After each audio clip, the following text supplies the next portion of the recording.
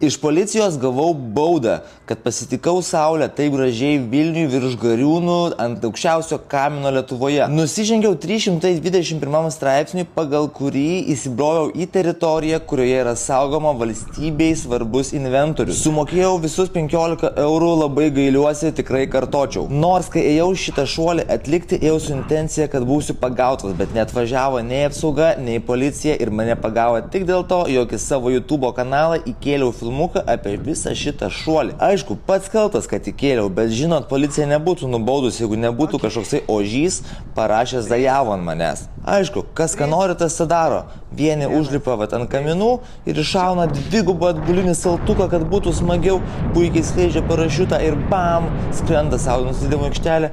Kiti gauna pasitenkinimą iš to, kad paožina draugelį ar kažkokią kitą čiuvelį. O gaila tik to, jog negaliu su jumis pasidalinti savo pikantiškiausiais ir įdomiausiais šuoliukais atliktais Vilniuje. Na, o čia, kaip matot, man jau pavyksta išskristi iš teritorijos, kurioje yra saugoma valstybei svarbus inventorius, nors šita elektrinė yra neeksploatuojama nuo 2016 metų, tai man įdomu, kas ten jau tokio svarbaus ir nereikalingo yra saugoma. Na, o aš susirenku parašiutą, dingstu iš vietos ir jei nebūčiau pats prisidavęs, nieks niekada nebūtų ir sužinojęs apie šitą šuolį.